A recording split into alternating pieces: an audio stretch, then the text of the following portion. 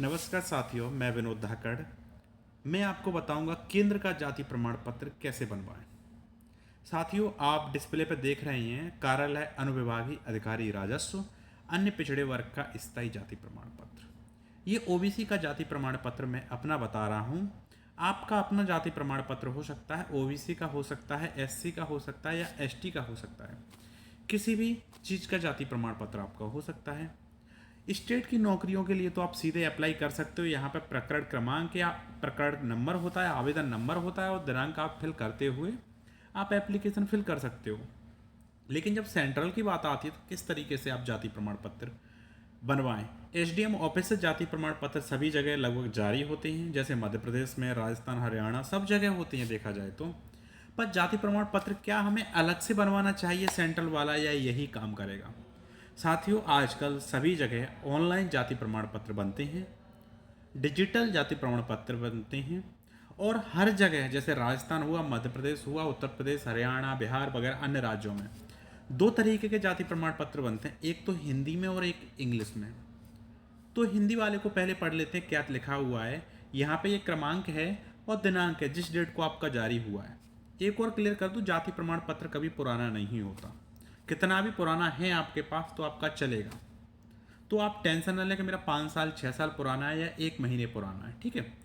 इसमें लिखा हुआ है, प्रमाणित किया जाता है कि विनोद धाकड़, श्रीमती देवी अलग अलग क्या है। अब यहाँ पे एक मेन चीज़ है जो अंडरलाइन करने वाली है, जो पिछड़ा वर्ग की जाति अनुसूची क्रमांक 22, जो स्टेट गवर्नमेंट की जो अधिसूचित जातियाँ होती हैं 22 क्रमांक पर रजिस्टर्ड है। आपकी जो भी जाति होगी कोई क्रमांक होगा उस पर रजिस्टर्ड रहती है। इसमें मेन ये है, दो ये लिखे हुए हैं नोटिफिकेशन। मध्य प्रदेश शासन आदिम जाति, अनुसूचित जाति, अन्य पिछड़ा वर्ग। मध्य प्रदेश शासन SC ST OBC नोटिफिकेशन क्या है, 26 दिसंबर 1984 के अकॉर्डिंग जातियों का वर्गीकरण किया गया है। दूसरा 97 के तहत और इस संदर्भ में जारी अन्य अधिसूचनाएं मान्य होंगी। मतलब आपका जाति प्रमाण पत्र हमेशा मान्य रहेगा। ये तो आपका स्टेट का हो गया, जो आपके स्टेट के लिए वैलिड रहेगा, किसी भी गवर्नमेंट के लिए आप कर सकते हो। बट सेंट्रल के लिए क्या करना चाहिए, ये आपने अच्छे से कोडिंग पढ़ी ना आपने। अब हम चलते हैं इंग्लिश वाले की तरफ, क्योंकि एक्चुअल में होता क्या है, अधिकतर सभी जगहों पर हिंदी वाले प्रिंट आउट निकाल कर आपको दे दिए जाते हैं, बट इंग्लिश वाला आपको नहीं दिया जाता। तो आप अपने स्टेट की वेबसाइट पर जाइएगा, वहाँ से जाति प्रमाण पत्र के दोनों रूप डाउनलोड करिए, हिंदी वाला, इंग्लिश वाला। तो आपको क्लियरली समझ में आएगा इंग्लिश वाला क्या कहता है। जैसे मैं आपको बता देता हूँ इंग्लिश वाला, ये इंग्लिश वाला है। हम सोचते हैं हिंदी का ट्रांसलेट वर्जन है, बट ऐसा नहीं है।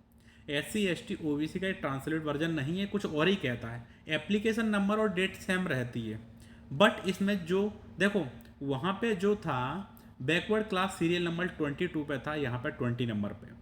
यहाँ जो बात हो रही है सेंट्रल गवर्नमेंट में 20 नंबर पे आती है कैटेगरी, हम मेरी है जो आपके हिसाब से चेंजिंग मिलेगी। मतलब इंग्लिश और हिंदी में आपकी सीरियल नंबर चेंज मिलेगा। दूसरा मैं आपको चेंजिंग दिखा दूँ, यहाँ पे जो नोटिफिकेशन की बात हो रही है, यहाँ पे सेंट्रल गवर्नमेंट के नोटिफिकेशन की बात होती है। देखो यहाँ पे गवर्नमेंट ऑफ इंडिया के नोटिफिकेशन की बात हो रही है, जो 2008 में लागू किया गया था, जो आप देख पा रहे होंगे डिस्प्ले पे, ये नोटिफाई किया गया है। आपका क्लियर हो पा रहा है? तो आपका इंग्लिश वाला हमेशा इंग्लिश का रहता है। आप चाहे रेलवे NTPC में बात करो, NTPC में जो प्रेजेंट में फॉर्म चल रहे हैं, या CGL में बात करें, क्योंकि मैं ये सारी चीज़ों से देख चुका हूँ, सब जगह बाकायदा वैलिड करते हैं। आप बिल्कुल भी टेंशन नहीं, चाहे कितना भी पुराना हो, और आप बिंदास लगाइए इसको और अपना फॉर्म फिल भरिए। आपके लिए all the best, best of luck exam के लिए, और बेझिझक भरें। आप फालतू के फॉर्म में खर्चा न करें, आप अपना पैसा बचाएं और सिक्योर रहें। आप कई एक लोग रहते हैं वो ऑफलाइन में अलग अलग बनवाते हैं, कहीं से चक्कर नहीं लगाने की ज़रूरत, इसी को आप करिए और इससे आप लड़िए, और कोई नहीं कहेगा कि ये वैलिड नहीं है। क्योंकि जब जाते हैं DV के लिए, डॉक्यूमेंट वेरिफिकेशन के लिए, तो बाकायदा वैलिड कर लिया जाता है चीज़ों का। तो आप टेंशन न लें, आपके लिए फिर से बेस्ट ऑफ लक। आप एग्जाम में सिलेक्ट हो, कोई भी क्वेरी हो तो आप हमें कमेंट कर सकते हैं, मैं आपकी क्वेरी का ज़रूर जवाब दूंगा। Thank you. आप मेरे वीडियो को शेयर और सब्सक्राइब जरूर कर दीजिएगा।